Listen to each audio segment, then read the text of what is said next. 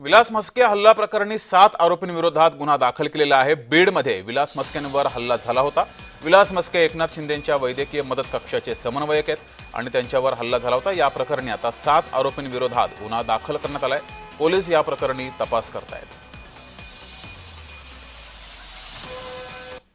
विलास म्हस्के हे राहणार पालवण यांना रात्री 1 ते 1:30च्या दरम्यान मारहाण झाली होती परवा रात्री। त्याबाबत त्यांची तक्रार नोंद करण्यात आली आहे। एक आरोपीचं नाव त्यामध्ये देण्यात आले फिर्यादीमध्ये आणि त्याचे इतर सहकारी 5 ते 6 जण आहेत। त्याबाबत गुन्हा दाखल झाले असून पुढील तपास सुरू आहे।